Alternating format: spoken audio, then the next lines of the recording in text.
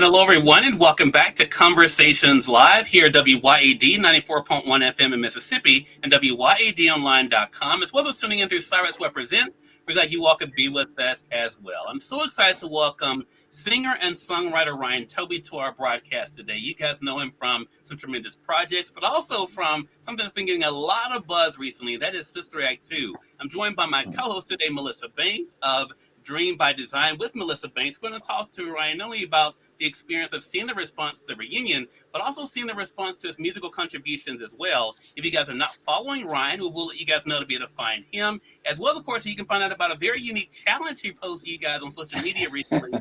First of all, Ryan, thank you so much for the time. Really appreciate it. Oh, thank you guys for having me. Thank you. It means a lot. Look, the pleasure is definitely all mine. Ryan, I'm going to begin by talking about this musical journey for you, because you've been able to do what so many people just talk about, and that is to be able to do what you love when it comes to music, and then to be able to share that with all of us. What has it been like for you to see the response to your music? Oh man, it's so surreal. It's very humbling to have been in the game now for 30 years professionally, singing, writing, producing, acting, etc. And to get so much love 30 years later, it's very surreal. It feels like a dream. I'm very honored and humbled. And it's so interesting for me, Ryan, when I was prepping for the segment, after I saw the reunion, of course, on The View, I reached out to you and said, man, would love to be able to talk with you, not only because of seeing the reunion, but also to see what you've been able to do in your career. Because again, as I said in my intro, man, you are living what is the dream of so many. Have you always believed it was possible, Ryan, that if you put forth the hard work, that the results will come for you? I can't say I always believed. Definitely had moments of doubt. Definitely had moments of the speculation and just kind of like I don't really know. Skeptical moments, I should say. And I've even had times where I wanted to quit. So I can't say I always had the belief. It's just really been a trial and error type of thing. You put your best foot forward. You hope. But then sometimes you could get knocked back a few steps, and then you got to find that strength, that inner strength to just keep going and just keep striving. You know what I mean? Yeah. Love that. I want to talk to you more about that and how personally I was impacted by Sister Act 2 a little bit later, Ryan. I'm going to bring in our co-host, Melissa Banks. She has a couple of questions for you. Melissa, I want to turn it over to you. Thank you so much, Cyrus. Hi, Ryan. It is Hello, indeed Melissa. an honor to talk to you. I'm super stoked. I am a huge Sister Act 2 fan. I mean, I love both Sister Acts, but specifically Sister Act 2. Yeah. And the reunion show had me over the top. I think I watched it about 10 times, honestly. Oh, wow. I just remember when Cyrus said I was going to get a chance to ask you some questions. I even sat down, Ryan, and watched the movie beginning to end all over again. I felt like I'd never seen it before. It was so amazing. I'm so excited to speak with you. Now, I want to start with something you said at the reunion. I want you to talk about it just a little bit more. You said that you had never been to Hollywood.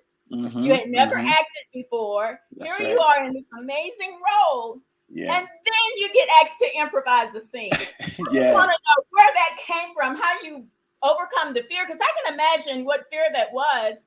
Yeah. But to step up in it with such confidence, how were you able to do that? I think I had a level of professionalism. I was, my manager at the time, his name was Marvin Thompson. He definitely drilled me on being professional at all times. Believing in yourself was something that, my parents instilled in me from a very young age.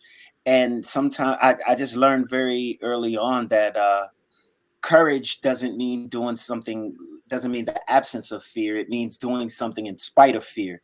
So I had to just muster up the strength and the courage to just be a professional. Don't embarrass your parents. Don't embarrass your manager. You know what I mean? Do what you got to do, even if you got to do it afraid, but you better get the job done. Amazing. Ryan, my whole platform is reaching beyond the fear, doing it anyway. And that just stood out so much to me. That's absolutely amazing. Yeah. So my next question, and I had to ask this question I never thought I would have a chance to ask it directly to you, but I really have thought it. And it's the scene. You know the scene, it starts with the la-las, and it's building to something big is about to happen. Yeah. And then that microphone goes to your mouth and the very first words that come out of your mouth, I find myself even rewatching it this time. Yeah. A smile goes across my face. And as you continue to sing it, I got this big smile and this big energy. I could feel the energy moving up in me. And you continue to sing this song and you never, ever lose me. I mean, I'm hyped up even to the end and still wanting you to keep going. But I'm like, what's the experience for you though? Back then when you sang it and now, how are you feeling? What's going on in your head when you're singing it? Well, a lot of people don't know that in the original film, it wasn't live. It was pre-recorded. So, I hate to like bust the bubble. A lot of people say, "Oh man, was Whoopi really surprised? And were the nuns all shocked?" And I'm like, "No, it's a movie. It was acting." You know what I mean? After recording it in the studio, and we all loved it, then we went into extensive rehearsals, choreography and things. We had to rehearse the scene a bunch of times. So performing it in front of the camera wasn't as magical as you would think because it was a job. It was pre-recorded. We had rehearsals. It was acting, but having to sing it live on the reunion show, now that was an experience. That was very nerve-wracking. Took a lot of courage and strength. I hadn't sung the song in over 30 years. My voice has changed. I'm a lot older now. I don't have that prepubescent Mickey Mouse voice anymore. Once again, you have to just swallow the fear. You have to just get the job done and be professional. And, last thing I was going to do was make Whoopi upset, because when she looked at me and said, "You come stand here," I felt like a kid all over again. I definitely wondered about that when I saw it in the movie, and then I remembered the reunion. I was like, she did it in both places. Yeah, she did. She sure did. Thank you so much for this time. This has been an amazing experience for me. I'm so honored to have the chance to speak directly to you. This is just so amazing. I wish you so much success in all that you do. Thank you. Cyrus, back to you. Thank you for that, Melissa. Great questions. And Ryan, I'm just going to pick back up where she was, because as I said in my intro, the thing I think that a lot of people don't realize about you, of course, we know you from Sister Act 2. We got to know you from City High, the song What Would You Do? But you are a very talented and celebrated songwriter. I want to talk about that because we had Tank on the program a couple years ago. And it even, Tank, whether it's Tank or Usher, talk about what a talent you are. What has it been like for you, for your peers, to recognize your gift of songwriting that you have? That has been very monumental for me, because your peers are the hardest ones on you. They do what you do. They walk in the shoes you walk. They live the life you live. They understand the grind. They understand what goes on behind the scenes and what it takes to, be successful in this industry. So, and the bar is high amongst our peers, and then there's always that friendly competition, you know what I mean, where they're happy for you, but at the same time they're trying to beat you and you're trying to beat them too. And it's all love, but we're all out here trying to, shine in this arena. So it means a lot to get the love from my peers, because I know that they walk the same path I walk. So it means the world. Love that. And another place you're getting a lot of love is social media. Of course, that's one of the things that we all have kind of had to evolve with, Ryan, when it comes to, as time has gone on. Talk to us about that embrace for you, because especially, again, going back to the reunion on The View, I mean, the fans really came out in force, to be able to give you your flowers, give the cast their flowers, give Whoopi her much deserved flowers. What has that been like for you to see social media, in particular Instagram, where you are very active, to see the love there? Yeah. Oh, man. Once again, we're talking about something that's 30 years old. We're talking about a piece of work, and some work that was done 30 years ago. Like, let's really put that into perspective. You know what I mean? I get DMs, comments from people. People walk up to me in the street all the time. They tell me, "Man, I grew up watching you. You know what I mean? Literally, Yeah. you were in my house every holiday season. My family gathered around the television before my grandmother died. This was her favorite movie. This was our favorite movie before my grandfather passed away. We used to watch it. People have so many memories. They have so much nostalgia connected to it. So many magical moments in their lives connected to it. So to see them still support it 30 years later, they all come out. I've been hearing it for the last 30 years. You know what I mean? I guess the world gets to see it now, but I've been hearing it for the last 30 years. And so for the people to show up in force, in droves on social media, it's amazing, man. It just shows the power and the impact of something that we did when we were kids. I was only, 15, 16 years old. I didn't know nothing. I just was happy to be in LA, happy to be on a movie set. Had no idea we were making something that was going to live this long in people's hearts and minds. It's really, really surreal. Yeah.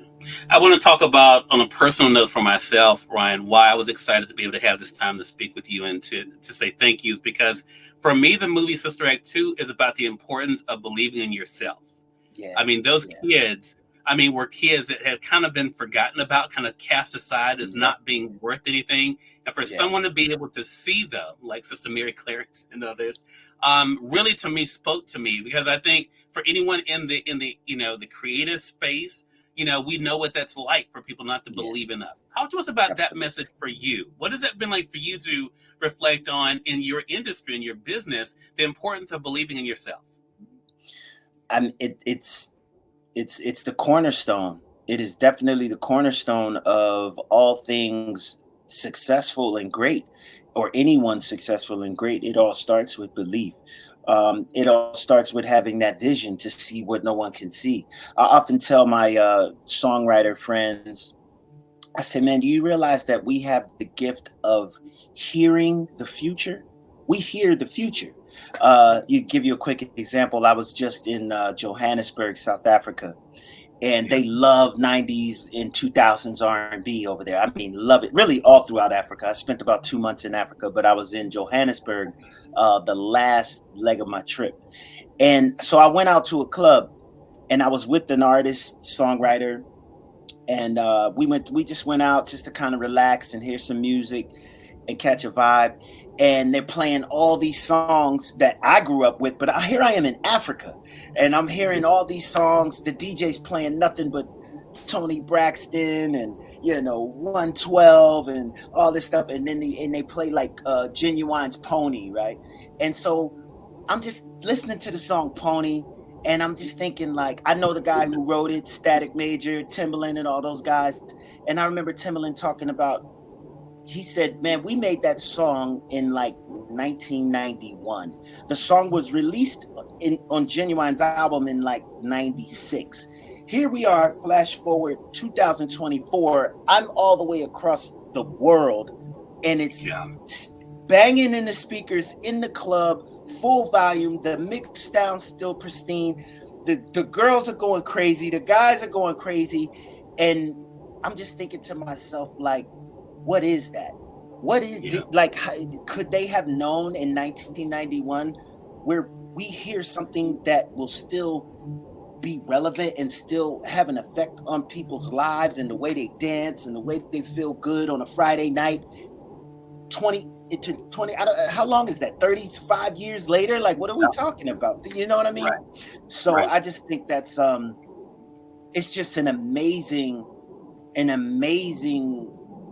piece of magic, to be honest with you, man. It's magic. We harness to all my creatives out there, anybody who's watching, who's in the creative space and who's trying to, thinking about getting into it as a career. I want you to realize that what you have, whether it's from writing or poetry or song or art or music or whatever, or journalism or whatever, please know that God has blessed you with magic. Literally, it's magic. And whether you believe in it or not, it's something that comes to you out of nowhere. You get these ideas out of nowhere. They just pop into your head. And then you transcribe them however you do, write it, sing it, produce it, whatever you do. And then you send it out into the world.